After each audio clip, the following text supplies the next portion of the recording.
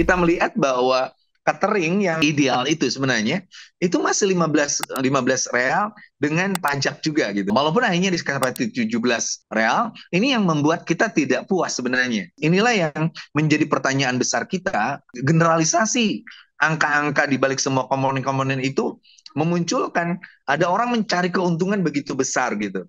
Proses penyelenggaraan haji, BPIH dan lainnya itu masih dalam pencarian bentuk yang ideal, Pak ya.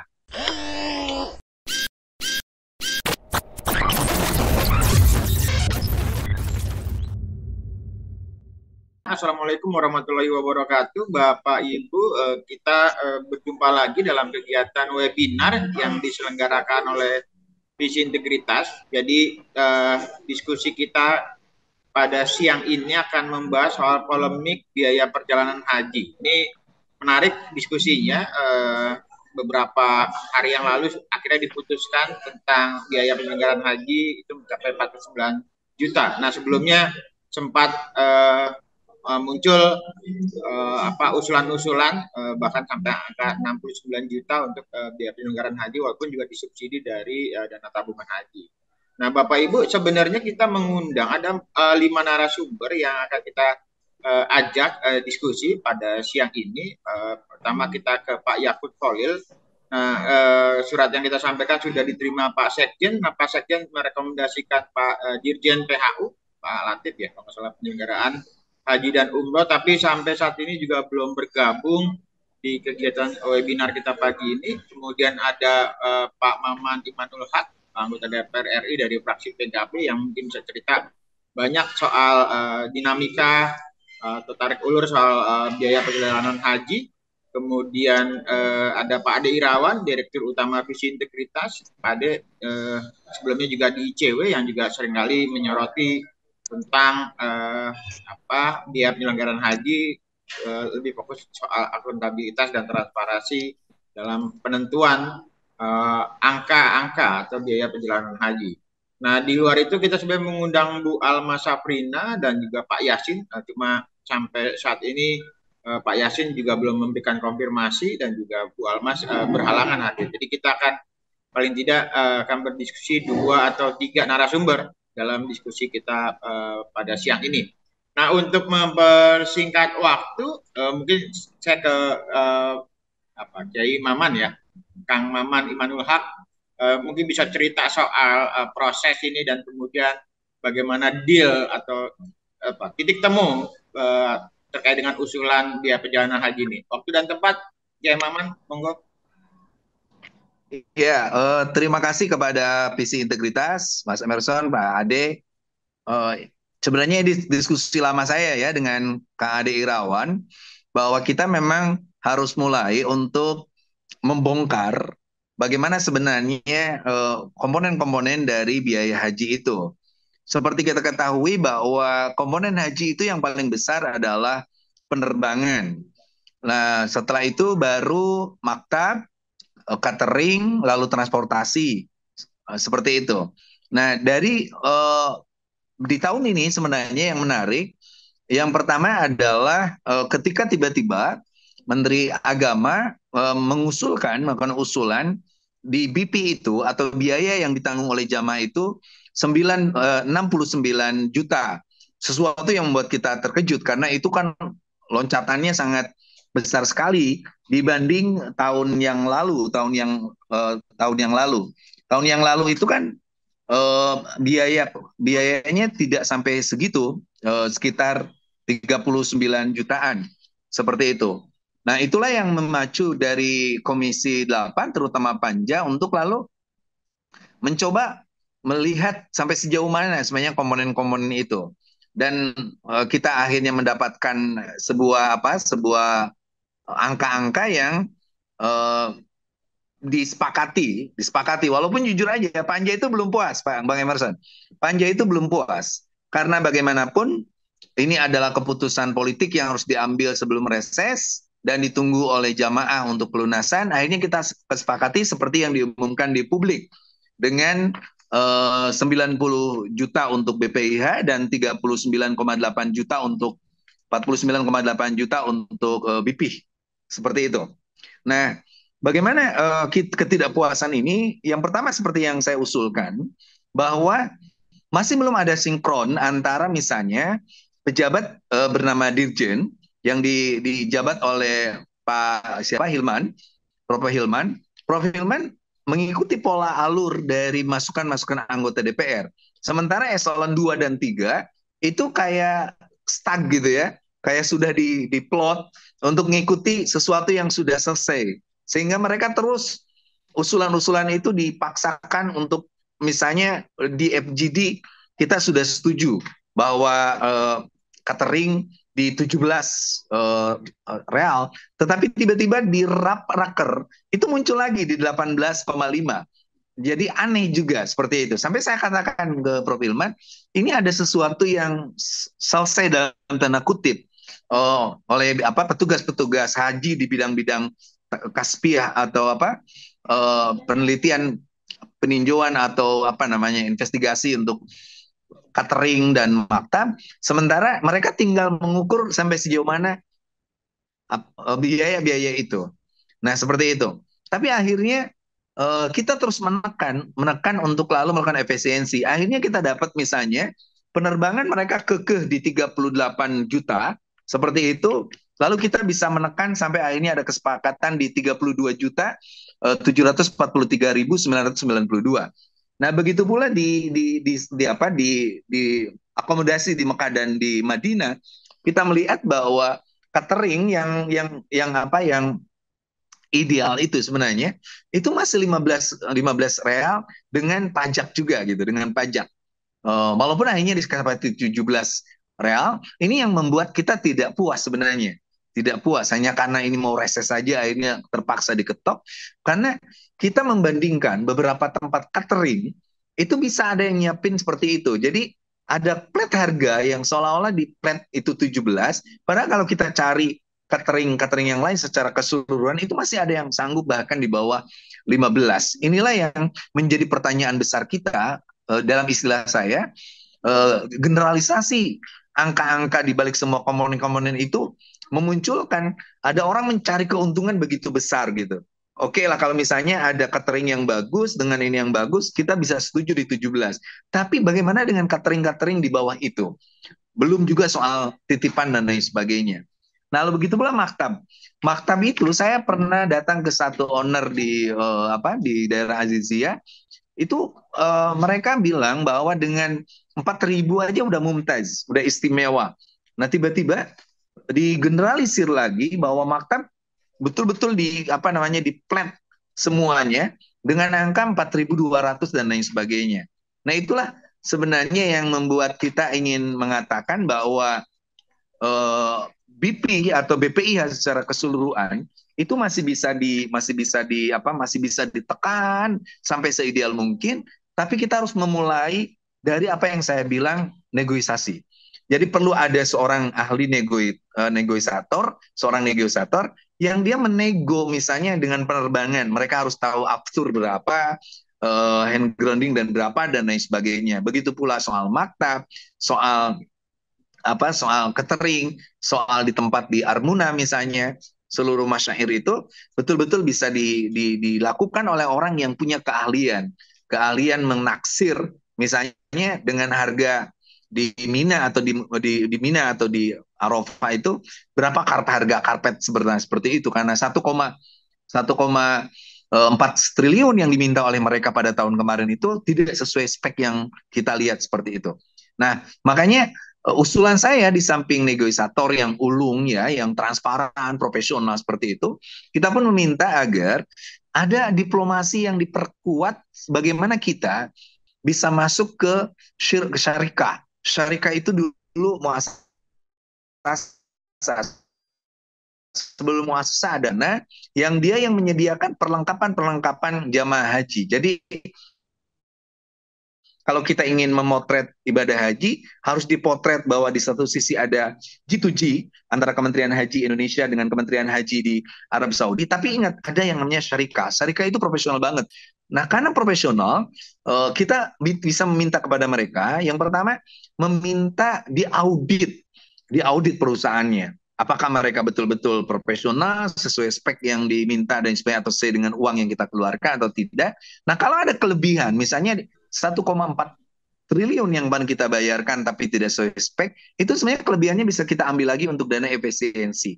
Nah, itulah sebenarnya pernak-pernik yang perlu diwaspadai kembali bahwa di tahun depan DPR masih bisa untuk lalu mendorong harga itu sebesar mungkin dan menutup celah-celah orang melakukan mengambil keuntungan yang begitu banyak sehingga memunculkan harga BP yang komponen-komponen BPIH yang tinggi. Itu Bang Emerson. Mungkin yang perlu juga disampaikan Kang Maman, kira-kira tawaran dari DPR berapa ya paling ideal ya? Kemarin kan angkanya ketemu jadi 49 ya. Saya nggak tahu waktu DPR menawarkan berapa kepada pemerintah, khususnya Kementerian Agama, Kang Maman.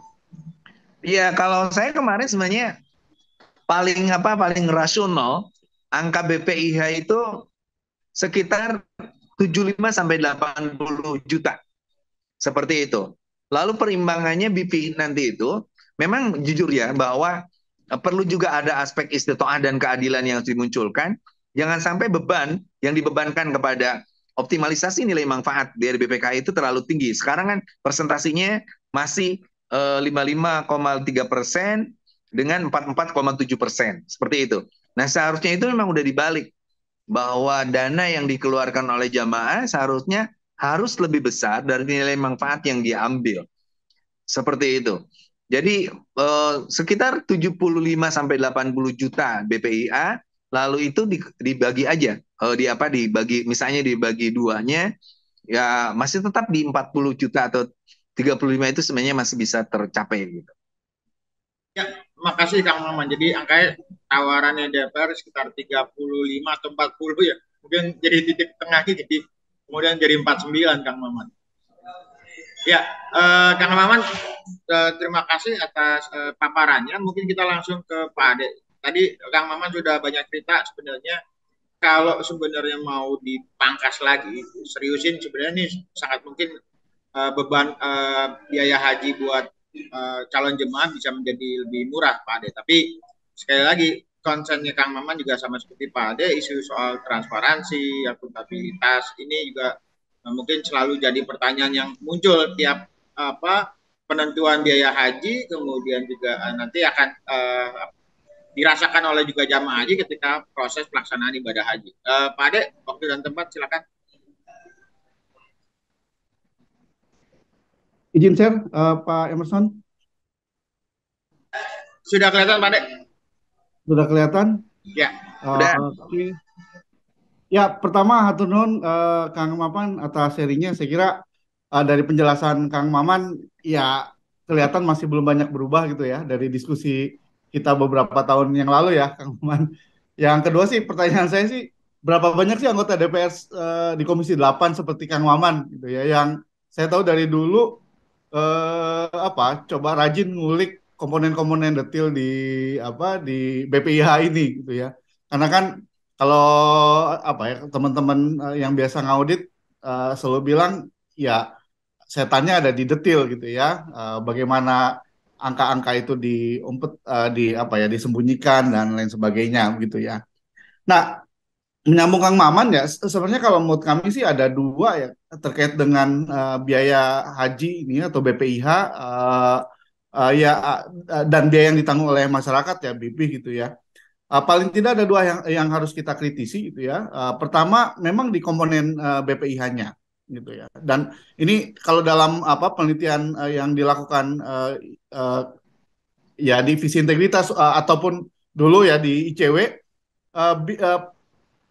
fase yang kemarin ini fase yang paling krusial gitu ya, karena di fase BPIH ini yang akan menentukan, tadi sudah Kang Maman jelaskan, berapa banyak biaya yang akan ditanggung oleh calon jamaah atau jamaah haji. Yang kedua, dalam penyusunan BPIH ini kita akan tahu sebenarnya ya proses-proses turunannya gitu. Kalau di Undang-Undang Haji kan jelas ya, BPIH lalu kemudian pengadaan dan sebagainya. Nah, di situ tadi Kang Maman juga sudah saya kira dengan gamblang ya menjelaskan banyak hal yang ya kelihatannya melebihi apa ya angka-angka yang seharusnya gitu ya. Atau kalau dalam istilah ya ada dugaan-dugaan markup terkait dengan komponen-komponen ini. Dan ini juga sebenarnya bukan temuan-temuan baru gitu ya, karena memang sebelumnya juga kita banyak temukan ya. Ya tadi soal misalnya soal komponen terbesar kan pesawat ya Kang Maman ya, soal pesawat ya hitungan aftur dan sebagainya yang sekarang mestinya biaya aftur jauh lebih murah gitu, yang kemudian juga berkonsekuensi pada murahnya biaya penerbangan. Lalu kemudian komponen-komponen yang besar lain terkait dengan pemondokan. Saya nggak tahu nih Kang Maman, kenapa tidak ada keinginan misalnya untuk membuat kontrak jangka panjang gitu ya, terkait dengan pemondokan gitu ya, atau kemudian ya istilahnya Kang Maman dulu cerita dibuat semacam kampung Indonesia sehingga kita sudah tahu misalnya untuk pemondokan ini berapa biaya yang dibutuhkan gitu ya, dan ya dengan jumlah jamaah yang banyak kita bisa panggil atau bisa ketemu dengan orang-orang yang bisa menyediakan pemondokan ini mestinya gitu ya, idealnya seperti itu. Nah saya ini mungkin bisa bisa Kang Maman jawab kenapa ini belum ada gitu ya. Padahal penyelenggaraan ibadah haji ini bisa sampai kiamat ya Kang Maman ya. Jadi uh, uh, saya kira ini yang penting karena ini juga yang dari tahun ke tahun ya dugaannya ada potensi kemahalan gitu ya. Yang lain juga yang saya kira perlu diwaspadai adalah dengan mulai banyaknya uang jamaah ini itu ya, dulu istilahnya dana optimalisasi, itu dugaan penyelundupan anggaran yang sebenarnya sudah di cover oleh APBN atau APBD itu ya. Dan ini misalnya terkonfirmasi dari temuan BPK, audit BPK tahun 2019, ada biaya operasional dari Dirjen PHU yang dimasukkan di komponen yang mestinya ya berasal dari uang jamaah, padahal sudah ada dana dari APBD misalnya, dari APBN misalnya sekitar 9,9 miliar begitu. Nah ini juga banyak misalnya dimasukkan di komponen-komponen yang kelihatan kecil-kecil, kalau kita breakdown lebih dalam itu pada akhirnya akan lebih besar gitu ya. Nah BPH ini ya menurut kami sih ya lebih banyak ya, sekali lagi bukan cuma aspek teknis tapi juga aspek politis gitu ya. Ini yang saya tanya ke Kang Maman, berapa banyak teman-teman di Komisi 8 yang punya komitmen seperti Kang Maman gitu ya. Itu. Nah, selain BP ya kalau bicara haji ya kita bicara juga soal pengadaan-pengadaan. Kalau kita lihat undang-undang haji paling tidak ada 14 alokasi dana BPIH gitu ya. Dan hampir sebagian besar, hampir semuanya membutuhkan pengadaan gitu ya. Mulai dari yang gede yang kelihatan gitu ya, seperti transportasi gitu ya, sampai yang kecil-kecil gitu ya. Bahkan penelitian kami dulu di ICW yang kecil-kecil pun tidak luput dari dugaan praktek korupsi gitu ya. Termasuk misalnya valuta asing gitu ya. Kita juga mesti tanya hal-hal yang lain misalnya soal urusan gelang, tas gitu ya. Uh, uh, ya kita nggak bicara soal tadi misalnya catering yang sudah disinggung oleh Kang Maman gitu, yang ya dulu juga BPK menemukan dugaan kemahalan gitu ya. Padahal jumlah jamaah kita banyak, harganya kok jauh lebih mahal. Padahal dalam pengadaan jumlah banyak biasanya akan menurunkan harga gitu ya. Apakah karena memang ada faktor-faktor ya soal kuantitas gitu ya, soal kualitas makanan yang beda gitu ya. Walaupun di Undang-Undang Haji ya memang harus ada cita rasa Indonesia gitu ya, Kang Maman ya. Nah, kenapa misalnya ini masih tetap kemahalan gitu ya. Nah, pengadaan-pengadaan yang banyak ini siapa yang bisa awasi gitu ya. Jangankan pengadaan, proses penentuan BPIH komponen-komponen aja luput gitu ya. Saya sudah daftar haji gitu ya, dan untuk akses usulan BPIH yang rinci susah gitu ya. Biasanya kami dapat dari Kang Maman gitu ya, ngecek dari Kang Maman. Saya coba cek di websitenya Kementerian Agama, termasuk di Direktorat Haji, ini nggak ada gitu ya. Saya kira agak aneh kenapa misalnya hal-hal seperti ini tidak di-share gitu ya. Padahal ini uangnya jamaah begitu. Mestinya kalau ini di-share kita akan tahu sebenarnya komponen-komponen ini pembandingannya seperti apa, sehingga bisa dengan mudah pada saat pengadaan-pengadaan ini orang awasi gitu ya. Nah, ini sekali lagi tidak ada, belum ada, dan dari dulu belum ada gitu ya, belum belum ada perbaikan terkait dengan ini gitu ya. Jadi ya, dan ini memang sangat rentan, dan temuan-temuan terkait pengadaan ya, dugaan-dugaannya terkait dengan kemahalan begitu ya. Nah, yang lain yang saya kira juga mesti dikritisi adalah pengelolaan dana haji itu yang dikelola oleh BPKH, Badan Pengelola Keuangan Haji gitu ya. Ini kan uang yang cukup besar gitu ya, dan kalau dugaan kami temuan waktu di ICW dulu ketika masih dikelola oleh Kementerian Agama, ini kita biasanya ada masalah dengan misalnya optimalisasi uang jamaah ini gitu ya. Nah, eh, ini juga yang mesti kita pastikan, apakah teman-teman BPKH ini mengelola uang dengan benar. Yang kedua, menurut kami juga yang mesti dipastikan adalah ini kan mestinya, saya koreksi kalau salah ya, ijab kabulnya kan dana jamaah ini kan dikelola untuk agar misalnya ada apa ya, ada keuntungan lah kalau mau pakai bahasa itu, yang kemudian digunakan untuk kepentingan jamaah, dalam hal ini misalnya subsidi dalam penyelenggaraan ibadah haji. Nah, apakah uang yang diamanatkan kepada BPKH ini memang dikelola dengan optimal sehingga bisa mendapatkan return yang bagus gitu ya? Karena kalau kita kasih contoh tabung haji Malaysia, investasi-investasi real mereka gitu ya, walaupun kita di undang-undang kita ada beberapa batasan, tapi saya kira kalau ada kreativitas dan sebagainya, kita bisa mencontoh tabung haji Malaysia misalnya returnnya, dan ini kalau diakui juga oleh teman-teman BPKH bisa sampai 25% gitu ya dari uang yang diinvestasikan gitu ya. Nah, kalau kita lihat misalnya subsidi yang dari BPKH ini kan sekarang 8 triliun ya kira-kira ya Kang Maman, dari untuk tahun ini ya, subsidi untuk jamaah. Ini kan kalau dari 166 triliun uang jamaah, ini kan nggak sampai 5% gitu ya. Dan kalau kita lihat pernyataan dari teman-teman BPKH, minimal misalnya di deposito lebih dari acuan bunganya sekitar 5,7% gitu ya. Nah, itu uang yang ya saya kira tinggal taruh aja gitu ya. Nah, kalau kita lihat belajar dari tabung haji Malaysia, uangnya kan memang dioptimalkan, digunakan untuk usaha yang kemudian dikembalikan kepada jamaah. Sehingga tidak ada kekhawatiran uangnya ini akan habis itu ya, Kang Maman. Ini sependek pemahaman kami ya. Uangnya tidak ada kekhawatiran tidak habis, dan kalau kita lihat tabung haji Malaysia, subsidinya juga cukup konstan gitu ya. Kita ribut tahun 2007 takut habis, ya Malaysia dari saya lupa hampir tahun 70-an ya Kang Maman ya.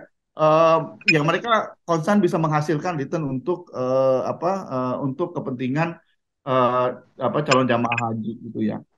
Nah, ini juga mesti kita dorong dari teman-teman BPKH gitu ya, untuk mengoptimalkan penggunaan dana haji ini. Nah, pada tingkat hilir ya, ini jadi catatan kami, ini juga paling karena saya tinggal di kampung, ini banyak pengalaman Kang Maman, saya kira Kang Maman juga di Majalengka juga, saya nggak tahu punya kelompok bimbingan haji atau enggak gitu ya. Ini kan memang sudah cukup diatur, dan untuk di kampung sebenarnya KBIHU ini cukup membantu ya. Khususnya misalnya calon-calon jamaah kita yang banyak ya, baru pertama kali naik pesawat, baru pertama kali ke luar negeri gitu ya, cukup membantu. Cuma tidak tidak adanya batasan gitu ya. Saya belum melihat ya batasan terkait misalnya berapa uang yang mesti dibayar kepada KBH ini yang kemudian di misalnya di daerah-daerah ini biayanya cukup cukup mahal gitu ya, dan tidak selesai di situ. Banyak juga tambahan-tambahan biaya ketika misalnya di Arab Saudi, maupun bahkan sampai pulang untuk angkat koper pun harus ada tambahan biaya, ini pungutan-pungutan liar. Bahkan kami juga menemukan misalnya untuk suntik meningitis masih tetap dibebankan kepada jamaah dan lain sebagainya. Nah, saya kira ini mesti diatur, karena calon jamaah mengeluarkan uang cukup besar untuk membayar KBH ini gitu ya. Dan kalau kemudian ini tidak ditata, dan kalau di kampung tahunya orang mau belajar naik haji harus lewat KBH, Kang Maman gitu ya. Banyaknya yang tahu seperti itu gitu ya. Sehingga ya mereka mau nggak mau harus keluar uang banyak ya. Selain ya kalau di tempat saya misalnya di Banten ya biasanya ada apa namanya ya pengajian ya ngundang ya. Saya kira itu di luar itu ya. Tapi ini yang bisa diatur oleh negara ya. Saya kira misalnya terkait dengan KBH ini gitu ya. Nah, dari beberapa hal tadi saya kira memang ya beberapa inti masalahnya ya tadi ya terkait dengan ketertutupan dalam penyusunan BPIH. Tadi saya kira sudah banyak kita bahas, termasuk penjelasan rinci komponen biaya, begitu ya, dan pengadaan-pengadaan. Dan yang penting juga, ini saya belum melihat ada upaya untuk, ini kan soal korupsi bisa dimitigasi ya, Kang Maman. Bisa diantisipasi lalu kemudian bisa diselesaikan gitu ya. Nah, idealnya teman-teman di Kementerian Agama khususnya Direktorat Haji ini buat peta lah, peta potensi atau peta risiko korupsi terkait dengan penyelenggaraan ibadah haji. Ada di mana saja? Yang paling berdampak itu bagian mana gitu ya? Yang paling sering bagian mana sehingga kita akan tahu mitigasinya seperti apa gitu ya. Jadi ini penting karena haji ini gitu ya apa ya? Beberapa menteri agama bahkan terseret kasus hukum terkait dengan haji gitu ya. Padahal ya mestinya ya tadi ya idealnya Kementerian Agama ini jadi imamnya lah bagi kementerian-kementerian yang lain terkait dengan integritas, terkait dengan pemberantasan korupsi gitu ya. Cuma yang terjadi justru sebaliknya. Nah, makanya mesti ada upaya untuk membuat peta risiko ini yang kemudian bisa menjadi acuan untuk memperbaiki, untuk kemudian mengatasi sehingga tidak terjadi lagi praktik-praktik yang tadi disebutkan oleh Kang Maman begitu ya. Karena sekali lagi ini sejak tahun beberapa 10 tahun yang lalu masalah yang disebutkan oleh Kang Maman terjadi gitu ya, dan ini masih terjadi lagi begitu. Dan saya kira ini penting untuk membuat peta risiko ini. Yang lain soal optimalisasi, saya kira optimalisasi dana haji ini penting. Ya kita bisa belajar dari tabung haji Malaysia karena latar belakang tabung haji Malaysia kalau kita lihat ini juga hampir sama dengan kita gitu kan. Mereka lihat rakyatnya mengumpulkan uang, jual sawah, jual kebun untuk bisa naik haji gitu ya. Tapi kemudian karena tidak ada literasi soal keuangan, mereka taruh di rumah, di bantal dan sebagainya, dibuka tabung haji Malaysia yang kemudian uang itu dioptimalkan gitu ya. Sehingga uangnya tidak tergerus inflasi, bahkan uangnya digunakan untuk investasi yang pada akhirnya returnnya untuk masyarakat, untuk si calon jamaah ini gitu ya. Dan saya kira ini cukup berhasil dan kita ya mestinya bisa belajar banyak dari mereka gitu ya. Terakhir ya masalah lain soal pengawasan gitu ya. Ini kan pengawasan relatif ya paling dari DPR, dari BPK, dari masyarakat ya, dari LSM juga cenderung masih lemah, dan salah satu penyebab lemahnya pengawasan juga keterbukaannya yang belum ada. Sekali lagi kalau BPIH dibuka akan banyak orang yang mau memberikan masukan, akan banyak orang yang bisa memberikan perbandingan begitu ya. Nah, saya kira itu beberapa catatan dari kami gitu ya. Mohon maaf cepat-cepat gitu ya karena mengimbangi Kang Maman yang juga mau cepat-cepat ada acara gitu ya.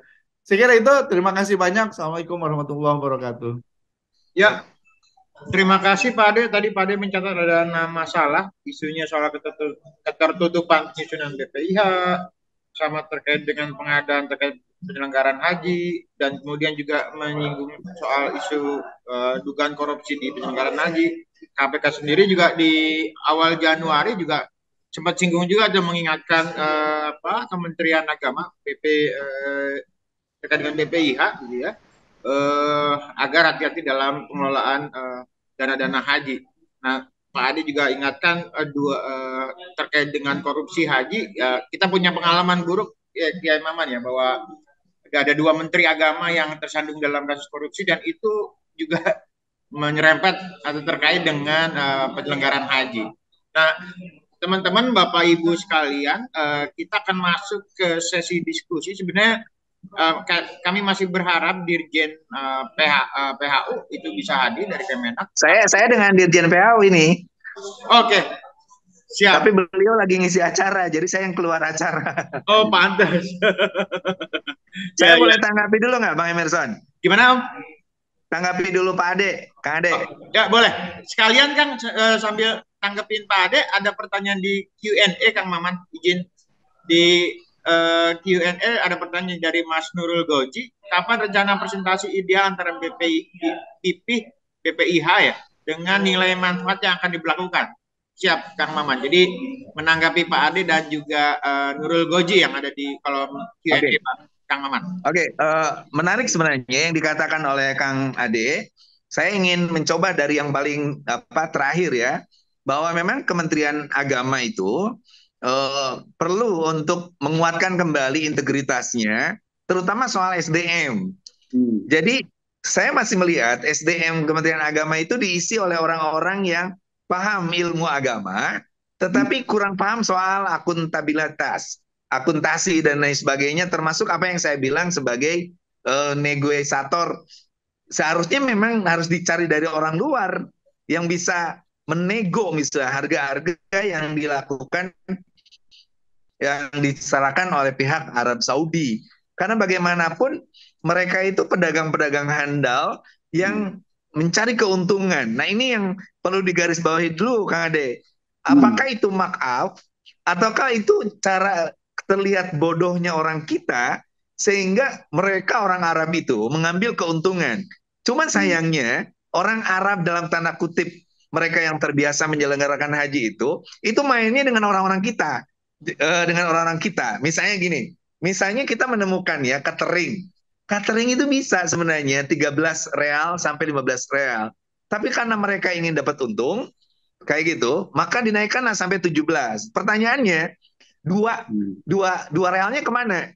Nah itu dua realnya itu diindikasikan oleh kita, itu diambil oleh orang-orang kita yang seharusnya jangan mikir dapat rente, dapat untung. Mereka harus justru nekan harga seideal mungkin, lalu itu disetorkan ke DPR atau Kementerian Agama yang itu didiskusikan di DPR.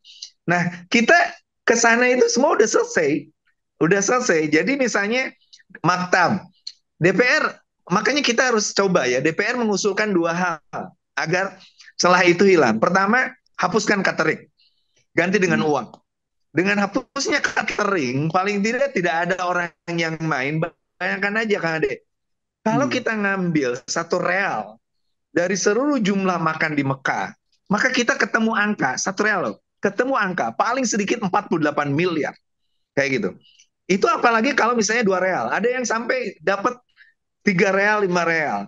Tapi kita nggak bisa karena mereka bilang kita nggak markup loh. Kami mengambil untung saja, Anda aja yang gagal. Tapi persoalannya kita tidak bisa mendeteksi bahwa mereka ngambil untung karena ada orang kita yang seharusnya menekan harga itu seideal mungkin, sesuai dengan volume, sesuai dengan kualitas nasinya dan lain sebagainya, itu justru memanfaatkan itu. Makanya kalau yang kemarin cermat banget perdebatan di DPR itu terlihat banget. Ada 1-2 orang yang tiba-tiba menambahkan sarapan, tiba-tiba ingin menambahkan ini, saya bilang nggak ada sarapan-sarapanan. Karena dengan itu dia akan kembali peluang sana. Seperti itu. Nah, dan perlu juga SDM-nya di samping istilah saya kitab kuningnya oke, kitab putihnya harus dimunculin, ada yang ngerti kitab abu-abu. Itu yang disebut oleh saya sebagai diplomasi. Jadi kita itu lupa bahwa yang namanya di Arab itu Abu Jahalnya lebih banyak daripada yang ikuti Rasulullahnya, sehingga mereka nggak peduli. Jadi kalau Kang Ade bilang kok maunya ya orang misalnya menjadikan jamaah haji ini sebagai sapi perah gitu ya, seperti itu.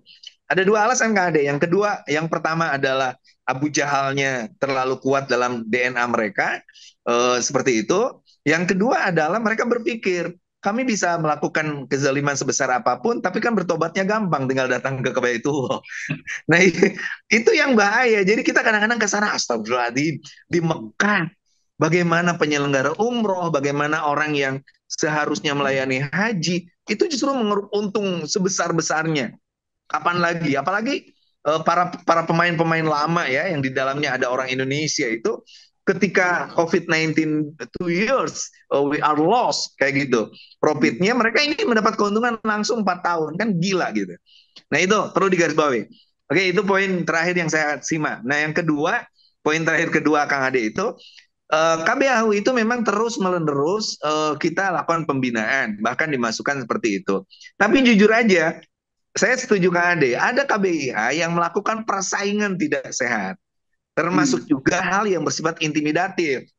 Misalnya ada orang, aku nggak usah ikut KBIH lah, bisa sendiri aja, karena repot itu, mereka terjebak seremonial, mereka diminta kembali uang, bahkan ada yang sampai 10 juta, untuk misalnya pengadaan komputer KBIHU.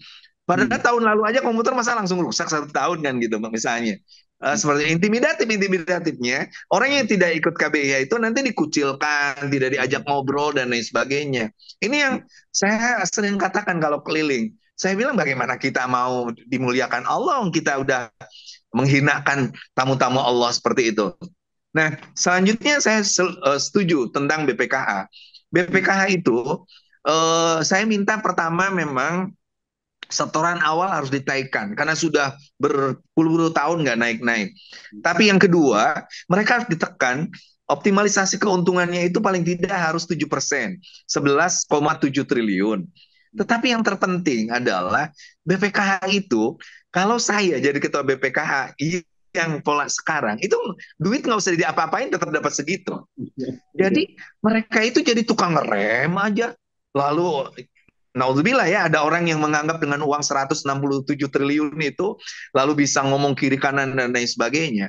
Jadi memang kita butuh orang-orang yang paham bahwa itu uang jamaah, tapi harus diinvestasikan sehingga memiliki profit atau dana manfaat, dana maslahatnya yang lebih besar, dan itu dipergunakan untuk akhirnya, saya jawab penanya tentang presentasi, akhirnya sampai itu jangan sampai ada seperti yang saya kemarin usulkan, itu usulan saya tuh, bahwa yang lunas tunda 2020 tidak usah bayar. Itu kan sebenarnya asumsi kita bikin BPKH. BPKH itu orang yang hari ini daftar, lalu 10 tahun, 15 tahun yang akan datang, itu sudah tidak perlu bayar lagi, bahkan dia dapat keuntungan lebih. Cek orang Sunda mah, susukna ya, susukna tinang ngelola teh duit ya, kayak gitu. Makanya peluang-peluang untuk korupsi itu, korupsi atau apapun namanya, itu pertama hapuskan catering. Yang kedua, tidak boleh ada jonanisasi maktab. Karena jonasi maktab itu bikin orang tiba-tiba dinawarin di daerah tertentu dengan harga sama. Bayangkan, maktab yang mumtaz dengan nilai 9 aja itu 4.300. Padahal itu tidak semua hotel itu bagus. Ada yang mungkin 3.000, bahkan ada yang di bawah itu. Nah, kemana tuh duit-duit yang di sininya sekarang kita setuju 4.200, lalu kalau yang dapatnya 3.000, kalau yang dapat itu dengan ukuran misalnya satu kamar 4, bagaimana kalau yang satu kamar 5 dan lain sebagainya? Duit itu kemana? Itu yang gelap gulita, karena mereka betul-betul ketika kita ke sana itu udah selesai. Nah, kita datang ke suatu tempat yang sudah disetting kayak drama gitu. Nanti Pak, yang di catering ini ada DPR Pak, nanti ngomongnya gini Pak, dan lain sebagainya. Lucu. Saya bilang, ngapain kita ke sana difasilitasi Kemenag?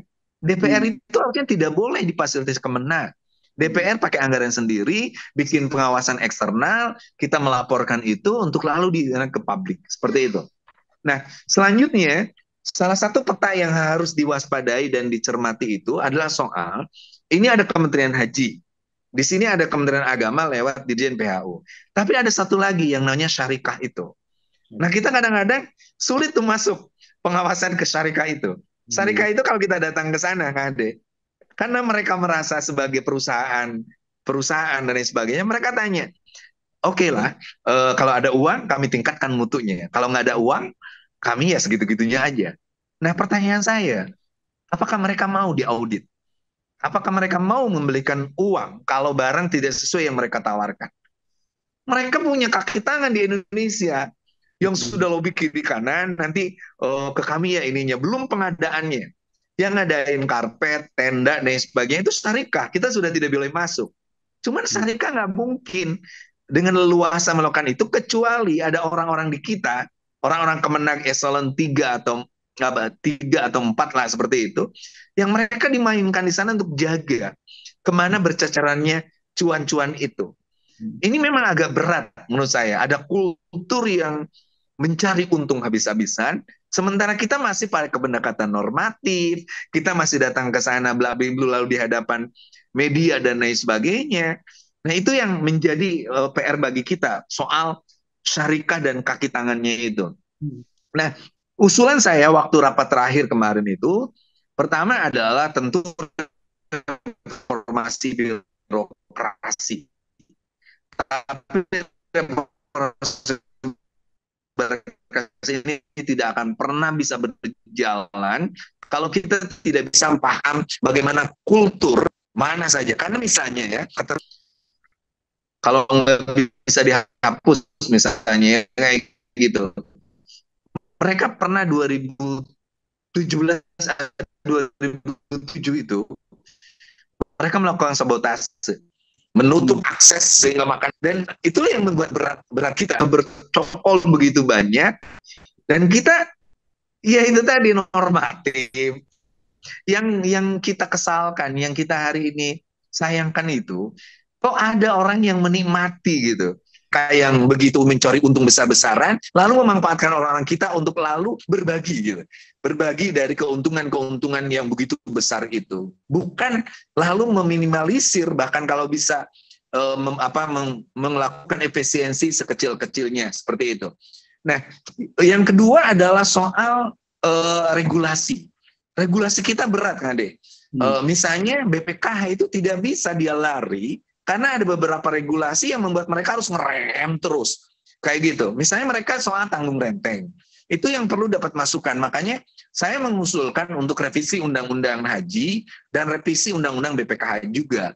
Nah, undang-undang itu pula yang akan membuat kita bahwa BPKH bisa melakukan sewa long years, bisa melakukan investasi di penerbangan, bisa dan lain sebagainya. Tapi itu pun harus disesuaikan dengan akad yang dimiliki di Arab Saudi. Apakah Arab Saudi membolehkan itu? Karena mereka yang tahu itu adalah musim. Bagi mereka itu cuan. Nah, Malaysia yang menarik personal mereka, kalaupun tidak lewat tabung haji, misalnya ngambil di sofa, di hotel sofa itu, mereka setahun aja ngambil. Jadi udah persiapan sehingga nanti pas musim haji itu tidak high cost, karena high musim ya, season seperti itu. Nah, di kita enggak. Dan ini kesalahan juga regulasi kita. Kita mepet-mepet, lalu DPR mepet-mepet, nanti Kepres pun mepet-mepet. Setelah itu mereka sudah tahu bahwa ada deal-nya udah duluan, mereka bisa main tinggi-tinggi itu karena salah sendiri kenapa tidak cepat-cepat ngambil. Turki, India, Iran, dan lain sebagainya, itu biasanya langsung aja. Mereka deal, harganya langsung bayar. Seperti itu. Nah, itu pun harus menjadi perhatian bagi kita semuanya. Nah, yang terakhir, yang saya setuju dari Kang Ade tadi, soal pretelan-pretelan itu. Kemarin kita lihat ada 3 pretelan ya, soal satu asuransi. Yang kedua, soal itu tadi barang-barang dan lain sebagainya, pengadaan dan lain sebagainya. Itu kalau kita lihat, kalau kita curat-coret, kecil-kecil memang, ada yang 9 miliar, ada yang 14 miliar, tapi itu gede banget. Sesuatu yang sebenarnya bisa ini, termasuk ya double-double anggaran. Nah, kita beruntung ya, saya jujur aja, kita harus apresiasi Dirjen Haji yang sekarang itu open-minded. Prof. Hilman itu menurut saya, itu bisa dijadikan pintu masuk. Saya ibaratkan nih, kemarin diskusi kita itu, gerbangnya itu Dirjen. Itu sudah terbuka. Sayang kalau kita masuk gerbang itu gudang-gudangnya udah tertutup, terkunci semua. Kelompok-kelompok jumun, itu udah tutup semua. Jadi kita disuruh kelalang keliling di gudang-gudang yang sudah tertutup dan lain sebagainya. Nah, seperti itu. Nah, termasuk itu tadi, dulu zaman Anggito Abimanyu misalnya, dia paham banget bisa mengambil keuntungan dari konversi dari rupiah ke dolar, dari dolar ke SAR, atau sebaliknya seperti itu. Tetapi itu jadi ada peluang di sana untuk lalu mengambil keuntungan. Syukur-syukur kalau dia menjadi dana yang jadi dana ke profit lah kita bilang begitu, nilai manfaat. Kalau enggak, itu masuk ke kantong siapa? Wallahu a'lam. Nah, itu gede banget. Misalnya kita bayar kepada penerbangan itu kan dengan rupiah, dengan dolar, lalu ini ke rupiah lagi, nanti ada yang beberapa balik lagi ke SAR dan lain sebagainya. Makanya usulan-usulan di Panja kemarin agak konstruktif. Kalau kita mau meminimalisir begitu banyak uang yang sebenarnya tidak terlalu penting, ya kita harus berani juga. Pertama, penerbangan itu komponen terbesar, kita butuh negosiator yang paham banget soal komponen-komponen penerbangan. Kayak gitu. Di saat kapan kita bisa belikan itu dan sebagainya. Mereka tetap kemarin 38 juta, lalu kita bisa tekan sampai 32.743.992 rupiah. Seperti itu. Nah, harus ada yang paham banget tuh soal pesawat ini. Nah, yang kedua, tentu kita berharap juga memang ada yang semacam tim investigasi. Lamun di Amerika mah ya detektif swasta lah, Kang De. Jadi dia harus kita utus gitu ya. Kita utus untuk lalu ikut aja dengan jamaah setahun 2 tahun. Baru paham proses ini baru kita ketahui. Termasuk tentu kalau dulu Senok harganya adalah orang luar yang masuk Arab Saudi untuk lalu paham budaya Arab. Nah, kita pun harus begitu. Harus paham apa sih yang dilakukan oleh para syarikah-syarikah itu. Dan persoalannya yang terbesar ada di sana. Ingat, tiba-tiba mereka meminta 1,4 triliun dengan kalimat Anda bayar, Anda silakan datang, kalau tidak bayar Anda tidak perlu datang lagi. Padahal kalau kita berani katakan, oke, kami minta harga segini, kalau enggak kita nggak usah datang. Nah, kalau presidennya berani mengatakan gitu dengan risiko dihujat umat Islam, tapi dengan momentum itu saya rasa haji akan terlihat lebih transparan, akuntabel, dan tentu pelayanan terhadap haji dan lembaga Kementerian Agama, PHU dan juga dan BPKH itu akan terjamin. Saya rasa ini udah mulai titik kerangnya lewat panja kemarin, dari mulai Pak Wahid ngomong soal gelang, lalu juga Pak Marwan teliti banget dia soal harga yang karena detail. Kalau Kang Ade lihat misalnya, ini kan bagaimana coba kita meneliti perintilan-perintilan ini dengan detail. Coba kalau pembahasannya agak lama, maka kita lihat satu-satu aja. Penerbangan dulu sampai selesai ketok. Maktab sampai saya ketok. Seperti itu. Lalu yang perintil-perintil dalam negeri itu bisa kita ambil. Lalu nakobah dan lain sebagainya. Paket layanan. Termasuk juga ada uang-uang lembur. Jadi lucu juga gitu. Ada Image PNS building masih dibayar ada uang kan? lembur. Image building. Gitu. Ada bagaimana konsumsi, penanganan perawatan haji. Nah, misalnya ada yang perintilan gini nih, badal haji. Pertanyaan saya kan badal haji itu emang kita, negara yang ini, kenapa tidak jamaah saja gitu? Atau memang segitu, termasuk pengadaan kursi roda, emang semua harus pakai kursi roda gitu kan? Nah, itu yang kayak gitu-gitu yang harus dipertanyakan, termasuk buku yang berkali-kali di persiapan dan lain sebagainya. Tapi ini ada harapan, Kade. Ada harapan dengan pola seperti kemarin yang kita bisa masuk di Satuan 3, lalu kita pola memperlihatkan, ini kata kuncinya nih, skema pembanding. Skema pembanding. Ini misalnya disodorkan oleh Kementerian Agama, kita bikin nih skema pembandingnya. Bahwa yang bisa diefisien dari penerbangan ini, dari maktab ini, dari ini, dan sebagainya ini, lalu kita kombinasi mana kelemahannya, mana kekurangannya, mana yang bisa dipakai, mana yang enggak. Saya rasa nanti bisa ideal. Sehingga saya lebih yakin bahwa BPIH nanti, BPIH itu 30%, lalu BP bisa 70%, BPIH bisa 70%, tapi jamaah sudah tidak lagi menanggung pembayaran karena BPKH-nya udah menjadi yang mengelola investasi. Emerson, tambahannya. Ya, Kang Maman, makasih. Kang Maman, izin masih bisa bergabung berapa menit? Ya, pokoknya ini udah di luar. Oke. Pak Hilman bisa saya panggil sebenarnya. Siap, Kang Maman. Kang Maman, sebelum ke Pak Ade, ini ada pertanyaan. Apakah ada kemungkinan layanan haji diserahkan kepada swasta? Apa supaya ada kompetisi yang sehat dalam pelayanan haji agar lebih efisien, Kang Maman? Saya rasa gini, di satu sisi Arab Saudi hari ini sudah mengeluarkan pola-pola kita bisa berangkat umroh dengan sistem ongoing visa. Jadi kalau kita transit ke Belanda itu, Kang Emerson, itu langsung bisa umroh. Bahkan ada beberapa non-muslim yang sudah bisa masuk ke tanah haram. Di laporan barusan Pak Prof. Hilman bilang, aku lihat sendiri Kang Maman katanya, seperti itu. Nah, dengan pola seperti itu sebenarnya tidak perlu diserahkan ke swasta pun dengan pola-pola aplikasi suluk nusuk dan lain sebagainya, orang bisa berangkat haji tanpa kehadiran negara. Tetapi itu kan hanya dikuasai oleh orang yang welcome terhadap teknologi. Nah, sementara yang berangkat haji di kita itu orang-orang deso yang nggak paham dan lain sebagainya. Kalau diserahkan ke swasta, maka kasus-kasus umroh yang nakal dan lain sebagainya itu menjadi semacam warning juga kepada kita bahwa negara tetap dirasakan hadir untuk mengelola pemberangkatan haji yang 221.000 itu. Jadi kalau dikatakan bisa, ya bisa dengan aplikasi-aplikasi yang baru hari ini.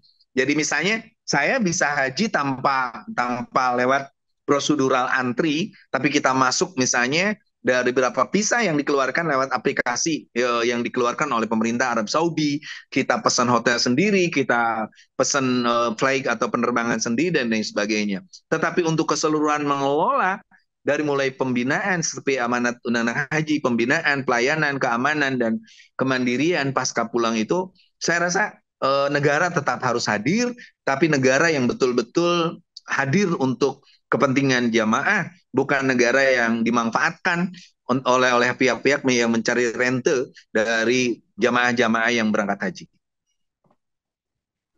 Ya, makasih Kang Maman, penjelasannya menarik. Jadi juga disinggung soal kita tuh kelihatannya gagal atau gagap sebutannya terkait dengan upaya lobby atau diplomasi terkait soal biaya haji ya, penyelenggaraan haji. Jadi yang sejauh ini yang dilakukan oleh pemerintah dalam hal ini mungkin Kementerian Agama ada diplomasi soal kuota hajinya aja. Tapi bagaimana menekan soal biaya hajinya kayak belum pernah kelihatan. Kang Maman kalau masih bisa ada waktu senang kalau masih bisa bergabung, tapi kalau sudah waktunya harus bergeser, kami ucapkan terima kasih. Saya ke Pak Ade. Pak Ade mungkin bisa menjawab beberapa pertanyaan yang disampaikan oleh peserta. Ini Pak Ade ada beberapa isu soal jangan sampai juga ini seperti kasus Jiwasraya. Ada isu lagi soal BPKH gitu ya, soal celengan pasif, kemudian juga pertanyaan yang juga muncul dari Pak Nurul, ada kendala dalam pengadaan sarpras haji di Arab adalah soal penyedia warga Arab yang sering melakukan wan prestasi nih. Kang Maman tadi singgung soal ternyata banyak juga Abu Jahal ya di Arab juga ya. Jadi ya mungkin bisnis ya, bukan Abu Jahal, tapi yang sering melakukan wan prestasi merasa di atas angin sampai bagaimana strateginya untuk menghadapi problem ini sesuai dengan regulasi. Kang Ade, silakan. Ini Kang Maman masih bisa. Ini saya kira masih banyak insight yang dari dalam yang bisa di-share Kang Maman ya. Ya pertama sih, ya ini juga yang saya khawatirkan dari BPKH gitu ya. Ini yang dari awal tadi kita singgung soal ijab kabul pengelolaan uang haji gitu ya. Kalau ijab kabulnya memang digunakan dan dikembalikan untuk kepentingan jamaah, ya memang mesti diarahkan ke sana gitu ya. Tapi kalau kemudian di luar itu, saya kira ini bisa jadi masalah gitu ya. Apalagi memang dibuka ruang ya bagi BPKH untuk misalnya memanfaatkan ini untuk kegiatan-kegiatan yang lain yang dianggap relevan untuk kepentingan umat gitu ya. Nah, tapi jangan sampai kemudian apa yang dilakukan teman-teman BPKH mengulangi kesalahan seperti pengelolaan dana abadi umat yang lalu-lalu gitu ya. Dan ini bisa menjadi sumber masalah gitu ya. Dan sekali lagi ini mesti dicek lagi apakah ijab kabulnya dengan si pemilik uang sudah sesuai atau tidak gitu ya. Nah, yang lain ya sepakat soal keterbukaan pengelolaan dana. Ini bukan uang yang kecil gitu. Ini uang yang cukup besar dan selama ini yang saya lihat memang agak sharingnya agak nanggung. Kita nggak pernah tahu detail misalnya soal uangnya ada di mana saja, sehingga yang saya lihat misalnya soal BPKH ketika awal-awal usulan Kementerian Agama untuk menaikkan biaya haji muncul isu liar ya, misalnya ternyata uang haji kita digunakan untuk kepentingan pembangunan infrastruktur, dipinjam untuk pembangunan infrastruktur dan sehingga kesulitan untuk likuiditas untuk kepentingan jamaah. Nah, isu-isu macam ini saya kira tidak akan muncul kalau kemudian ada keterbukaan terkait dengan pengelolaan ini.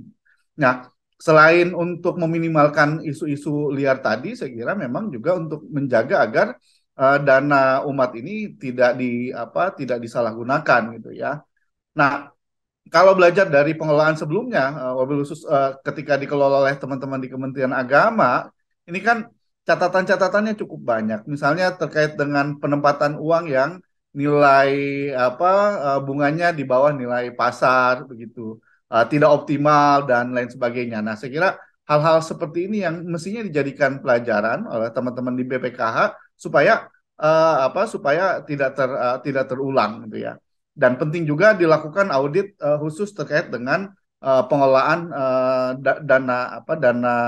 dana umat ini gitu ya, dan ini dibuka kepada publik sehingga publik tahu uangnya sebenarnya digunakan untuk apa saja, lalu kemudian keuntungannya berapa, digunakan untuk kepentingan apa begitu ya, apakah kemudian memang dipakai secara optimal untuk kepentingan calon jamaah dalam hal ini untuk menurunkan biaya haji, atau dipakai untuk kegiatan-kegiatan yang lain gitu ya. Nah, ini penting gitu ya. Nah, yang kedua soal tadi Kang Maman singgung soal perbandingan-perbandingan biaya, sehingga biaya BPIH itu ya, dalam hal ini BPIH bisa ditekan. Nah, ini saya kira kuncinya memang di keterbukaan biaya ini gitu ya. Publik tidak tahu gitu ya. Kita kan cuma memantau dari laporan media gitu ya, dan itu pun komponen-komponen besar. Misalnya komponen-komponen yang dimunculkan, misalnya penerbangan berapa puluh juta, lalu kemudian living cost berapa, lalu kemudian pemondokan berapa. Tapi di balik itu kan ada penjelasan-penjelasan yang lebih detail gitu ya.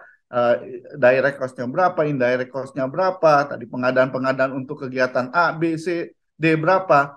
Saya kira kalau kemudian ini dibuka, gitu ya, paling tidak di websitenya Kementerian Agama atau di websitenya DPR, dan mengundang banyak orang untuk ikut mengkritisi, perbandingan-perbandingan juga bisa ada, dan ini justru akan membantu teman-teman di Kementerian Agama, juga teman-teman di DPR untuk mendorong efisiensi dalam pengadaan-pengadaan gitu ya, sehingga biaya haji tidak bisa lebih efisien dan tidak banyak pemborosan gitu ya.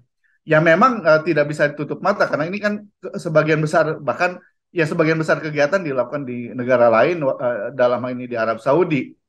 Tapi kan penyelenggaraan ibadah haji ini bukan kegiatan setahun 2 tahun, ini kan kegiatan yang sudah lama gitu ya. Dan saya yakin juga teman-teman di Kementerian Agama, teman-teman di DPR sudah tahu misalnya siapa saja kontak personnya gitu ya, dan siapa saja yang bisa dimintai bantuan gitu ya.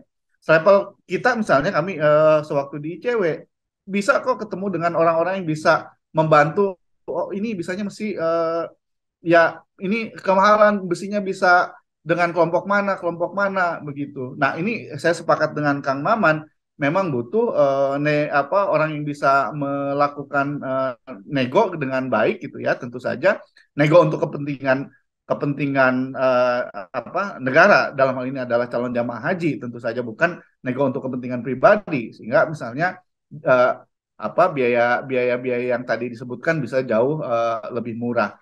Ya, yang lain memang barrier terkait dengan aturan juga harus direvisi gitu ya, sehingga memungkinkan yang disebutkan oleh Kang Maman tadi, kontrak-kontrak jangka panjang untuk beberapa hal tertentu gitu ya. Dan ini sekali lagi juga butuh negosiator ulung gitu ya, supaya memungkinkan dibuat kontrak jangka panjang. Dan saya kira walaupun misalnya Kang Maman bilang ya banyak yang di sana cuma cari cuan ya, tapi kan ini seni seni nego gitu ya, dan ini kan bukan sekali pukul, 2 kali pukul kan, ini bicara soal jangka panjang gitu ya. Dan saya kira ya ini mesti disiapkan, dan saya kira bukan pertanyaannya sebenarnya bukan mampu atau tidak mampu, ini pertanyaannya mau atau tidak mau gitu ya. Nah, Nah, ini saya kira beberapa catatannya Pak Emerson ya. Uh, terkait dengan BPIH ataupun terkait dengan dana haji yang dikelola oleh BPKH begitu. Ini sudah ada Pak Hilman juga nih, Pak Eson. Siap, Pak Ade. Pak Ade, ada pertanyaan juga menarik dari Anom ya, terkait dengan dimungkinkankah adanya lembaga auditor independen atau KAP yang profesional terkait dengan pengelolaan haji. Jadi perlu ada semacam public announcement di mass media terkait dengan hasil audit ini. Kan kita nggak pernah tahu nih bagaimana penyelenggaraan pengelolaan haji ini, gitu ya. Bagaimana hasil auditnya itu kelihatannya juga gelap. Di luar itu juga banyak juga muncul wacana. Pak Emerson, ada Pak Dirjen Haji di sini? Oh, ada Dirjen Haji. Oke, Pak Ade, izin siap sambil jalan, Pak Ade, saya coba masukin ya. Ya udah, ini Pak Hilman udah ada di ruangan. Oke. Pak Hilman, selamat siang. Assalamualaikum, Pak Hilman. Halo, selamat sore semua. Selamat sore, Pak Hilman. Ya. Ya, Pak. Saya kedengaran, maaf karena sedang di luar pulau. Sosialisasi haji juga. Nah, ya. Siap. Pak Menteri minta ya. Oke. Mungkin Pak Ade dulu sebelum ke Pak Hilman. Pak Hilman, izin, tadi kita sudah banyak diskusi juga dengan Kang Maman terkait dengan semacam negosiasi, kemudian diskusi antara pemerintah dan juga DPR terkait dengan penentuan biaya penyelenggaraan haji ya. Nah, ada beberapa wacana juga yang muncul isu soal mungkin perlu diperkuat juga soal lobby dari pihak Kementerian Agama, nggak hanya bicara soal menentukan kota, tapi bagaimana menekan agar biaya penyelenggaraan haji menjadi lebih efisien gitu ya. Isu yang lain itu juga soal ke depan harusnya beberapa hal yang terkait dengan item atau komponen haji sebenarnya bisa dipangkas untuk mengurangi sebenarnya beban jamaah haji untuk membayar lebih tinggi. Saya nggak tahu ke Pak Hilman mungkin bisa memberikan tanggapan, catatan terkait dengan apa argumentasi pemerintah menaikkan dan kemudian pada akhirnya deal dengan misalnya di DPR, Pak Hilman. Jadi cerita terkait dengan recent ada ide soal kenaikan haji sampai 69 juta dan kemudian muncul kesepakatan bersama antara pemerintah dan DPR menjadi 49 juta. Pak Hilman mungkin ada respon?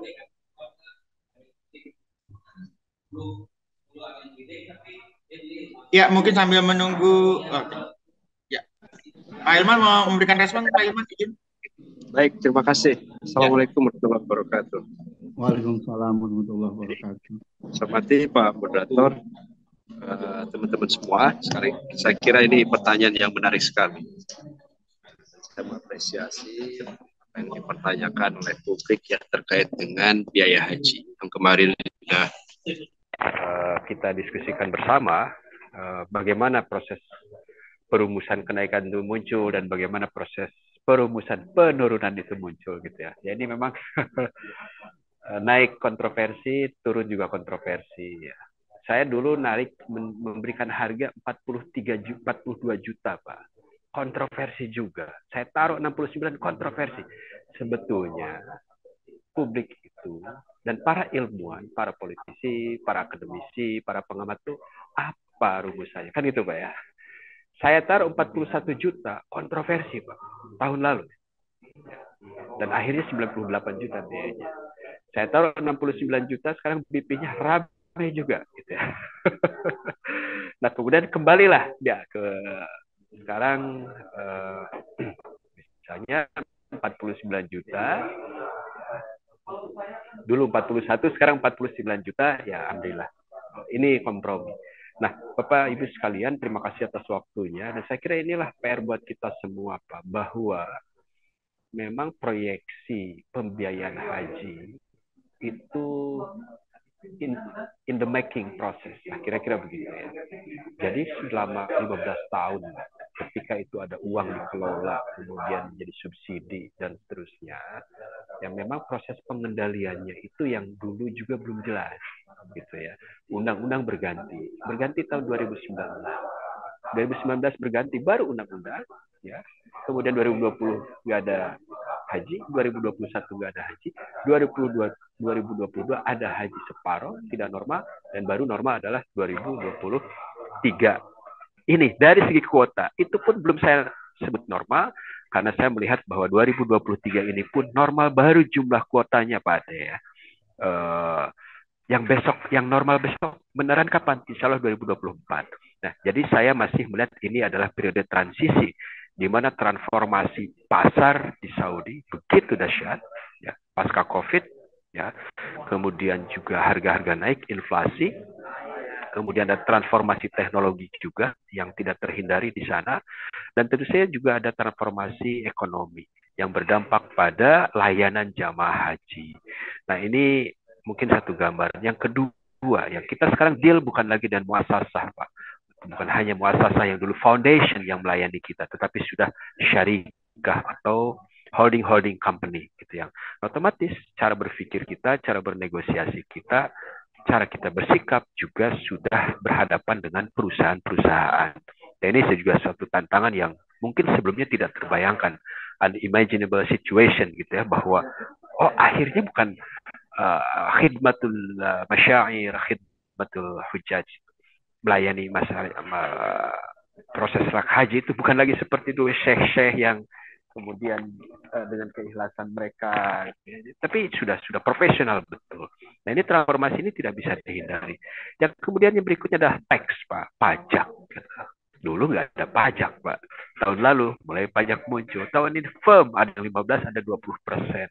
Nah, ini juga orang sebelumnya tidak terbayangkan bahwa akan diterapkan pajak seketat itu. Nah, bagaimana mengenai komponen? Komponen itu sudah diatur dalam pasal 45, ya, Undang-Undang Nomor 8 Tahun 2019, di mana BPIH itu diperuntukkan untuk 13 komponen, dari mulai pelayanan pesawat terbang, akomodasi, transportasi, konsumsi, kemudian juga menyangkut layanan umum di luar negeri, layanan umum di dalam negeri, tentang asuransinya, tentang layanan hajinya, ya, tentang living cost dan lain sebagainya, itu sudah ditentukan di dalam undang-undang.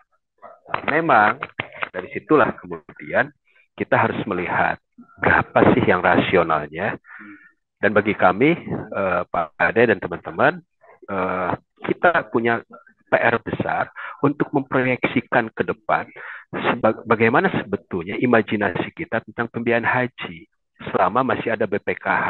Nah, saya melihat, dan kami sebetulnya sudah menyiapkan sejak kemarin rame pun, Pak, kami itu sudah menyiapkan untuk tahun 2030 itu berapa, sudah. Cuma kan ini transisi. Sebetulnya proyeksi kami itu bisa kami rumuskan kalau yang tahun ini sudah ditentukan. Barulah untuk tahun depan kita prediksikan kenaikannya berapa, ya, kira-kira jamaah bayar berapa, dan seterusnya. Jadi itu kira-kira. Kalau efisiensi, insya Allah perlu kita dorong. Terakhir, Pak, dari kami, ya, memang tidak bisa dihindari, Pak, dengan situasi dan transformasi ekonomi di Saudi yang luar biasa. Kita Indonesia dengan jamaah haji terbesar di dunia sudah tidak cukup lagi hanya menjadi negara yang mengirim jamaah haji dan hanya membiayai jamaah itu, tetapi kita harus juga bergeser dari spending. Ya, instead of spending, kita sudah masuk ke investing. Jadi investment di sana, ya, untuk melayani jamaah menjadi penting di bagian transportasi, perhotelan, makan dan sebagainya. Karena kita mungkin ke depan proyeksinya bisa 2 juta orang jamaah umroh kita bisa ke sana, gitu ya. Hajinya juga sama. Nah, jadi kita tidak hanya spending untuk melayani jamaah, tapi memang sudah punya investasi bisnis juga, gitu ya, untuk Indonesia. Nah, ini beberapa hal yang saya kira bisa kita lakukan ke depan. Nah, mudah-mudahan lah kalau untuk yang biaya sekarang, itu komprominya, kami menahan, Pak. Ini poin paling penting dari kami. Kami menahan dignity dari jamaah agar mereka masih di atas 50% pembayarannya, Pak. itu tidak boleh terulang lagi seperti tahun lalu di bawah 60%, ya hampir 40%. Jadi kalau begitu, kalau bisa bayar 54%, berarti ya konsep istitoahnya juga bisa terjaga. Meskipun biaya itu tentu saja untuk tahun-tahun ke depan harus bisa disesuaikan. Karena layanan utamanya itu juga harus terpenuhi setidaknya sebagian untuk jamaah. Nah ini juga penting buat teman-teman semua. Mengapa tidak lebih rendah lagi? Ya kami tidak ingin, gitu ya. Jamaah itu kurang dari 50% dan konsep istitoah yang kita perjuangkan itu tidak tercapai. Dan tentu saja ini butuh perjuangan. Saya kira itu Kang Ade. Hatur nuhun, terima kasih. Ya, Pak Hilman, terima kasih Pak Hilman. Sebelum Pak Hilman bergeser, izin Pak, ini di Q&A ada beberapa pertanyaan. Atau Pak Hilman. saya izin juga nanya nih Pak Kang Hilman. Oke, Tadi siap. sempat diskusi dengan Kang Maman ya. Ini kan ada dua hal yang bisa paling tidak membuat penyelenggaraan haji bisa lebih efisien ya. Pertama soal efisiensi di BPIH gitu ya. Tadi sudah disinggung paling tidak 13-14 komponen terkait dengan BPIH. Sebagian besar soal pengadaan gitu ya. Saya nggak tahu nih Kang Hilman enak juga nggak lihat banyak pengadaan macam ini gitu ya. Dan potensi-potensi titik rawannya cukup besar ya, baik itu yang besar hingga yang kecil gitu ya. Kami sendiri sejak saya di ICW kami banyak memantau terkait dengan pengadaan ini, ya, Kang. Temuan-temuan umumnya dugaan-dugaan markup ya. Ya walaupun tadi Kang Maman bilang bisa aja ya bukan markup karena di Saudi dikerjain begitu ya. Bisa aja seperti itu. Tapi intinya kan akhirnya kemahalan dari yang mestinya agak normal gitu ya. Nah, ini bagaimana cara mengelola itu supaya kemudian bisa jauh lebih efisien. Lalu yang kedua soal ini kan penyelenggaraan haji dari tahun ke tahun kerap memunculkan masalah gitu kan. Nah, Direktorat Haji apakah tidak ada keinginan untuk membuat semacam peta risiko korupsinya gitu, Kang, supaya tidak ada lagi menteri gitu ya atau pejabat-pejabat di Kementerian Agama yang terjerat dengan praktik korupsi. Yang kedua, potensi-potensi korupsinya bisa lebih mudah dimitigasi yang pada akhirnya akan membuat pelayanan haji bisa jauh lebih berkualitas dan efisien begitu, Kang Hilman. Itu Pak Eson, mumpung ada Pak Dirjen. Ya, terima kasih Kang. Ya ini menarik ya.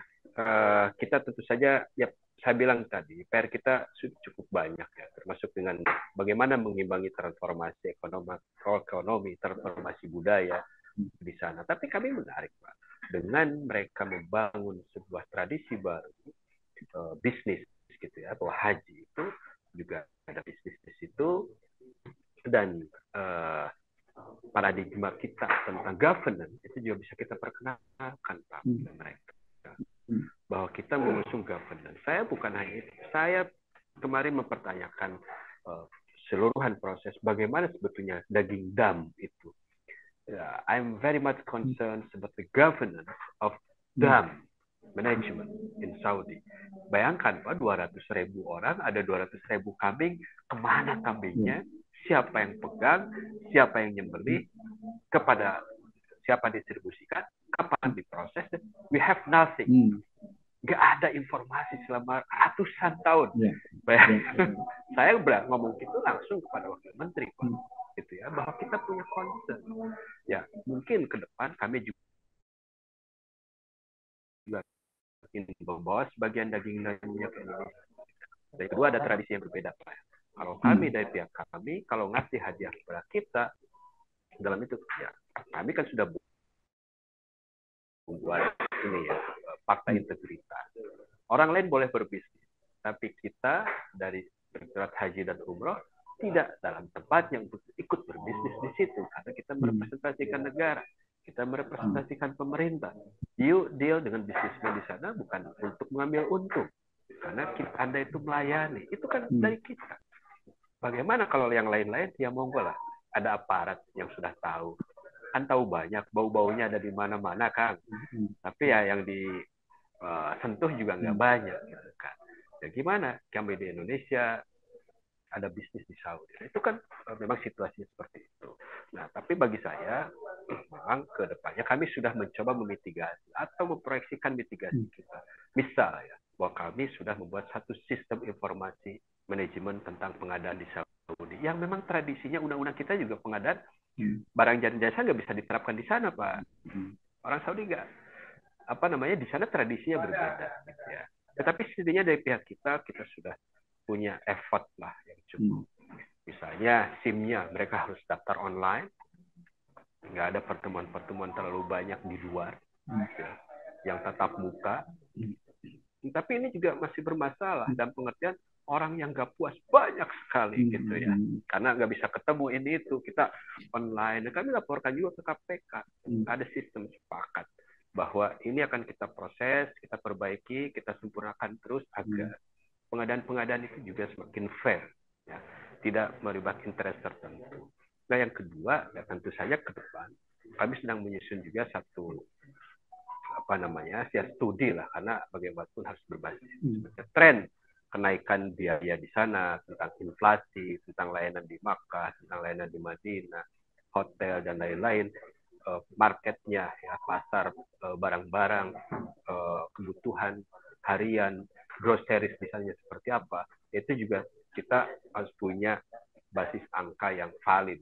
Kenapa? Ya, karena bagaimanapun harga naik, dinaikin disangka kita yang korupsi. Loh, mana ada sih yang nggak naik gitu. Oke, kalau korupsi dan naik harga kan beda isu, Pak. Ya kan? Naik harga dengan markup juga beda isu. Nah, tapi saya sepakat bahwa governance itu yang paling penting dan kami terbuka. Bagaimana tentang audit? Ya begitu masuk ada audit ya tinggal minta ke BPK kan. Ada jelas.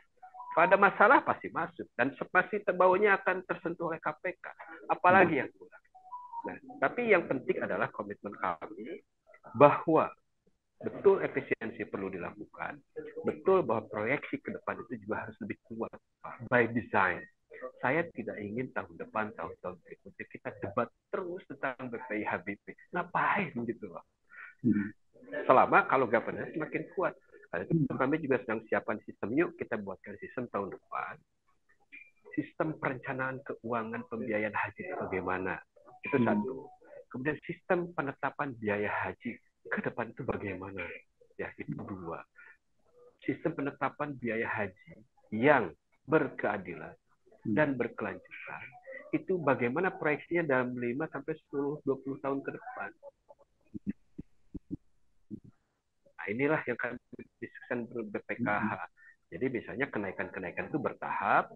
Dari sekarang misalnya 54% dari jamaahnya bisa naik mungkin 3% tahun depan. Tahun depannya 3%. Gitu ya. Jadi itu juga harus kita bangun sampai mencapai apa yang kami ajukan awal tahun ini ya, yang rame 70-30 atau 75-25. Siap nggak masyarakatnya? Siap nggak DPR-nya? Siap nggak pemerintahnya? Siap nggak BPKH? Nah, ini memang unsur ini KD agak unik gitu ya situasi di Indonesia. Negara lain umumkan udah aja suruh bayar kan, tinggal diundi bahkan siapa yang berangkat kan, seperti itu. Malaysia sampai saat ini belum bisa menentukan berapa BP-nya ya bahasa kita, dan BPIH-nya sudah di atas 110 juta. 110 juta. Ya, kita untuk hotel ya misalnya 4.200 kemarin, 4.230, 4.250, sebelumnya 4.300 ya. Malaysia berapa? 8.000 jatah hotelnya. Ya kecuali memang mau prihatin-prihatinan, dan itu kan terkait layanan. Nah ini juga penting ya untuk diketahui publik bahwa jamaah itu kita juga ingin kepuas. Apalagi tahun ini KAD 65.000 orang lansia. Sementara kalau lansia Pak, kalau ada pendampingnya jamaah berarti katakanlah yang di atas 80 tahun itu ada 30.000 Pak. Pendamping ada 30.000 orang Pak ya, kan nggak mungkin. Berarti saya harus mendidik lagi, mengedukasi lagi, melatih lagi petugas-petugas haji pembimbingnya yang punya sense untuk melayani lansia dengan baik, gitu ya, dan berbagai mitra. Dan oleh karena itu fasilitasnya juga. Itu kursi roda itu bisa ribuan, Pak. Untuk saat ini nih, saya sedang mencari data yang valid dari ya, puluhan ribu, 65.000 orang lansia itu yang berangkat tahun ini karena mereka mundur 3 tahun. Yang pakai kursi roda berapa puluh ribu, Pak. Itu nggak mudah, Pak, ya. Termasuk di sana. Yang perlu digendong atau perlu dipegangi terus, ya harus ada orang di sampingnya. Itu berapa ribu orang. Ini belum kita bicara tentang istitoah dari segi fisik. Kemarin baru uang terus ya. Fisiknya memungkinkan nggak? Kalau dari kursi roda, dia bisa dorong sendiri nggak rodanya? Atau harus didorong orang lain? Itu kan istitoah. Ini juga akan ya kita mitigasi lah agar bisa bisa baik. Tapi alhamdulillah terakhir dari kami, dan ini yang penting, dari 98 juta ya alhamdulillah bisa turun lah menjadi 90 ya, ada efisiensi di berbagai aspek, meskipun ya ada hal-hal yang akan kita pertaruhkan ya dalam layanan, tapi kita akan berikan yang terbaik. Gitu, Kang. Ya, makasih Pak Hilman. Pak Ade mungkin menjawab beberapa pertanyaan tadi di kolom chat Q&A, Pak Ade. Kolom chat, saya kira beberapa udah di ini ya. Ya, iya, ini juga audit. Ya, mengingatkan misalnya Pak Hilman juga dengan Pak Ade, ada beberapa wacana yang juga muncul dan sempat ditanyain ke Pak Maman tadi soal dimungkinkan tidak soal penyelenggara haji ini dari swasta, tidaknya dari Kemenak, ini untuk membuka ruang kompetisi yang mungkin barangkali sehat ya, satu poin. Kemudian yang kedua itu bicara soal kalau tadi sudah disinggung Pak Hilman Latif terkait dengan sebenarnya sudah ada audit yang dilakukan oleh BPK gitu ya, pengawasan juga oleh DPR. Nah, ini ada pertanyaan juga menarik, apakah dimungkinkan juga dibuka ruang untuk diaudit oleh kantor akuntan publik gitu ya, agar hasilnya juga bisa dipublish juga ke publik. Pak Ade nanti juga dijawab oleh Pak Hilman. Pak Ade dulu mungkin ya. Ya kalau yang apa istilahnya PPIH ya Pak, yang swasta saya kira yang mereka kan kayak perusahaan gitu ya, dan ya mestinya ya seperti ya perusahaan, dia keuangan dan kegiatan mereka di audit, dan ini juga bagian dari upaya untuk menaikkan kredibilitas mereka gitu ya. Kalau hasil audit ini juga bisa menjadi bahan quote-unquote mereka untuk jualan gitu ya. Kalau mereka dianggap kredibel, akan banyak yang daftar via mereka sih, Pak Emerson. Justru yang dari tadi sebenarnya ini Kang Hilman juga saya banyak pertanyakan, misalnya soal BPIH gitu ya, soal keterbukaan. Ini susah pisan kita mau ambil data detail terkait dengan BPIH, termasuk komponen-komponennya. Saya kira apa yang dikatakan oleh Kang Hilman, publik akan memahami kalau kemudian di-sharing tuh data-data detailnya. Kita tidak tahu nih misalnya pengadaan A, B, C, D ini berapa gitu ya. Dan saya kira ini juga memungkinkan publik untuk menilai, bahkan membuat perbandingan, dan saya kira ini bisa jadikan rujukan bagi teman-teman di Kementerian Agama gitu ya, untuk memperbaiki BPIH-nya gitu ya. Dan saya kira ini, dan yang lain juga prinsip pentingnya ini kan bukan rahasia negara gitu ya, dan yang akan membayar juga publik gitu ya, dan publik punya hak untuk mengetahui gitu ya. Saya kira itu. Yang lain-lain saya kira sudah banyak terjawab ya Pak Emerson ya. Ya, termasuk terkait dengan BPKH itu ya. Bagaimana mereka mengoptimalkan uang umat ini untuk kepentingan umat gitu ya. Dan saya kira ya ini misalnya soal batasan BPKH menyalurkan untuk kepentingan-kepentingan sosial begitu ya. Saya kira juga ini perlu sekali lagi dipertegas, jangan sampai kejadian seperti DAU terulang kembali gitu ya. Ini kan banyak catatan, sehingga justru muncul polemik gitu ya, bahkan dibawa ke ranah hukum gitu ya. Kalau saya sih itu sih Pak Emerson, kalau yang lain-lain sepertinya sudah terjawab. Ya, selebihnya Kang Hilman kayak ini Kang. Pak Hilman mungkin bisa memberikan respon. Ya, saya kira memang PR kita ke depan, Pak banyak kan.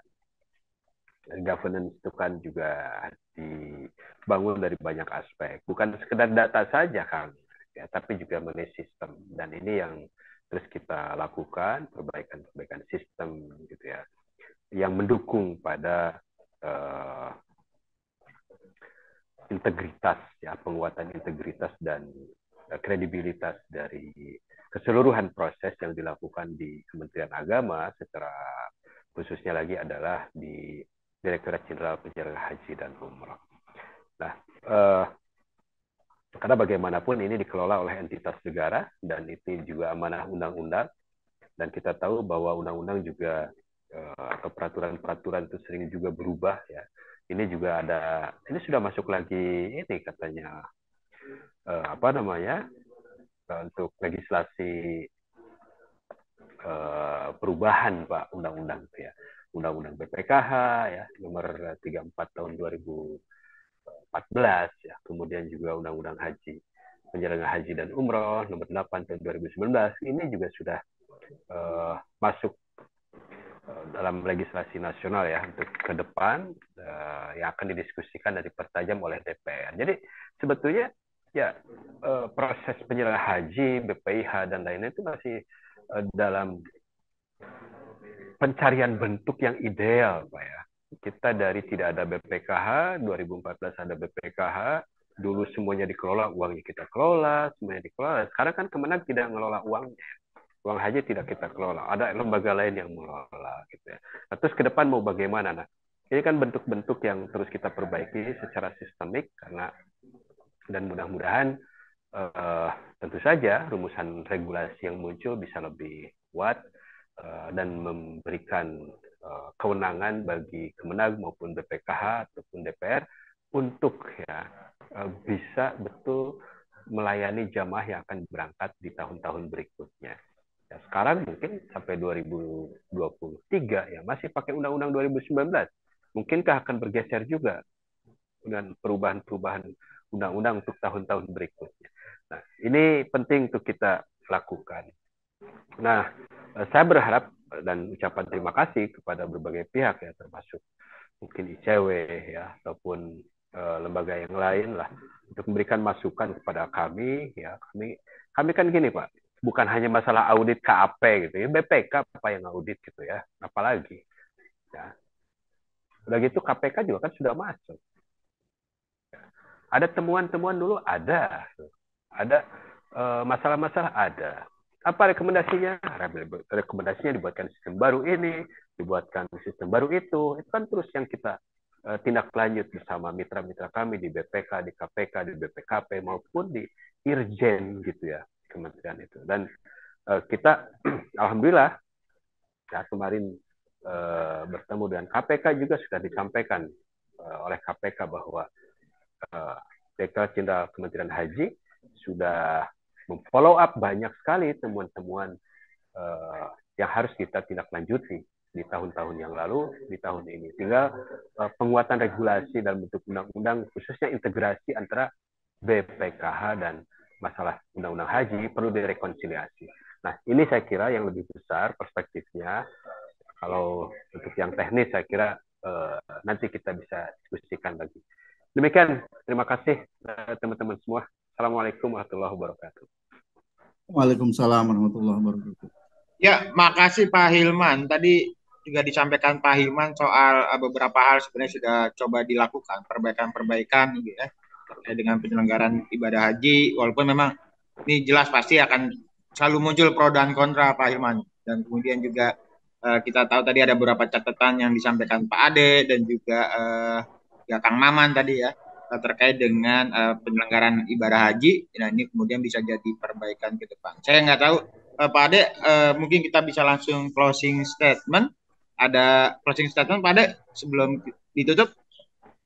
Ya, kalau kami sih concernnya pertama pelayanan haji ini kan bicara bukan cuma bagaimana memastikan agar umat dalam hal ini umat Muslim bisa menjalankan kewajibannya ya rukun Islam gitu ya, tapi juga ini bicara soal muka bangsa kita di negara yang lain gitu.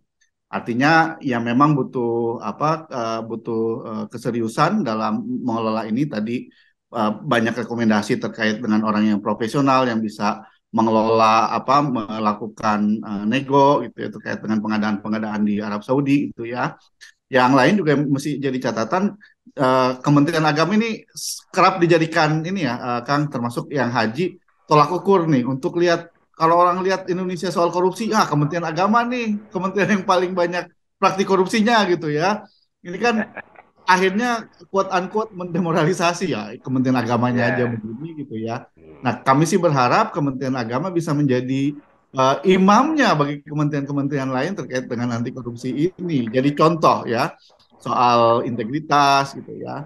Dan kalau bicara soal pemberantasan korupsi, soal integritas, eh, ini kan hasilnya kan dilihat dari kualitas layanan gitu ya. Jadi jamaah haji dilayani dengan baik, dari segala aspek sehingga dia bisa ibadah dan bisa menjadi haji yang mabrur gitu ya.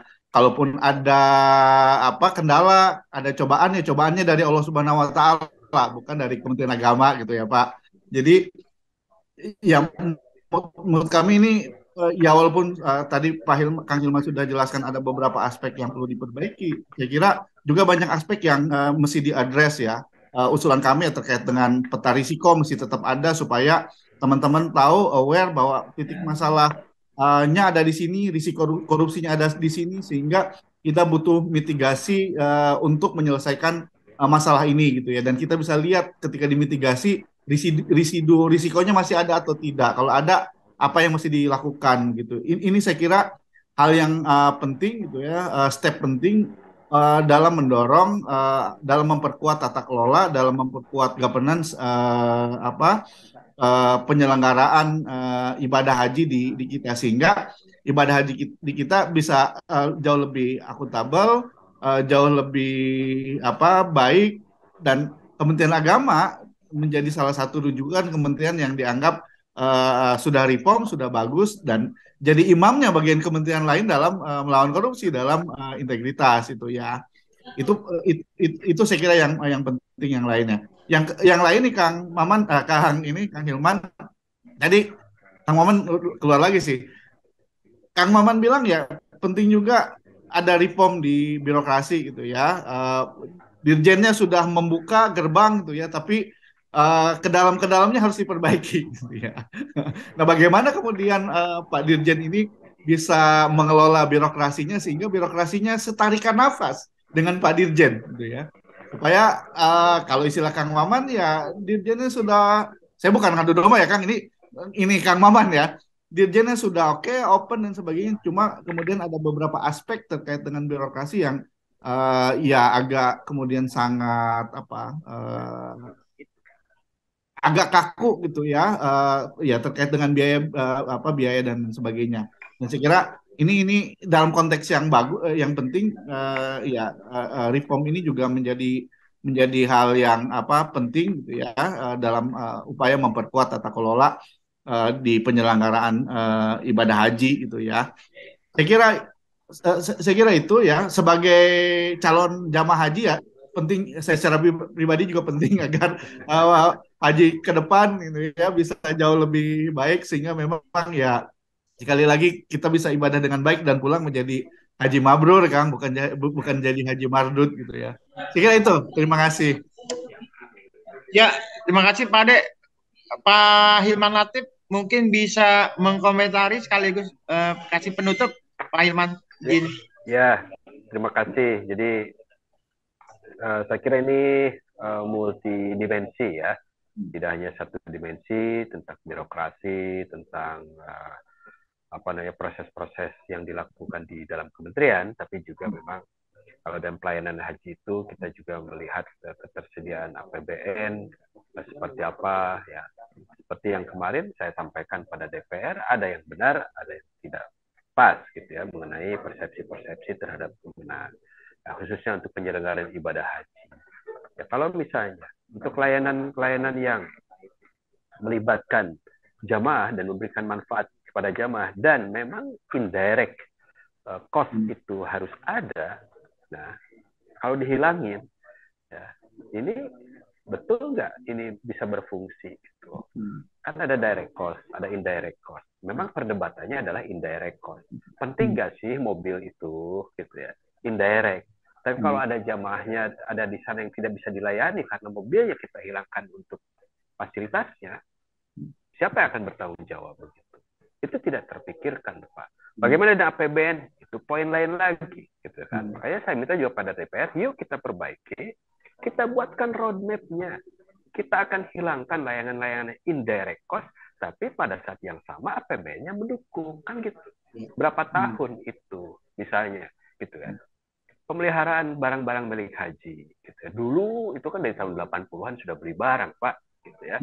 Ada banyak yang aset kita miliki. Ada mobil-mobil ambulan, itu juga ada puluhan gitu ya. Ada mobil-mobil callback, mobil-mobil bus yang 3/4 dan lain itu harus kita pelihara kan gitu. Nah itu juga pada saat musim haji terpakai. Nah kalau pemeliharaannya tidak boleh dari situ, dari mana? Kemenag pun tidak boleh menggunakan biaya APBN untuk mengelola barang milik haji atau BMH. Apa barang milik haji? Barang yang dibeli dari dana haji dulu untuk operasional. Nah, itu hal-hal yang tricky ya. Karena itu kami juga menawarkan bahwa yuk kita buat roadmap-nya. Kita hapuskan barang-barang milik haji itu, pindahkan menjadi barang milik negara, kemudian dipelihara oleh negara, tapi APBN-nya harus mendukung. Nah, inilah contoh ya, bahwa kita ingin bersama-sama secara komprehensif gitu ya penyelesaian masalah-masalah ini. Itu dulu Kak, teman-teman semua, hatur nuhun sadayana. Nanti disambung lagi. Saya senang dengan masukan-masukan ini ya. Terima kasih.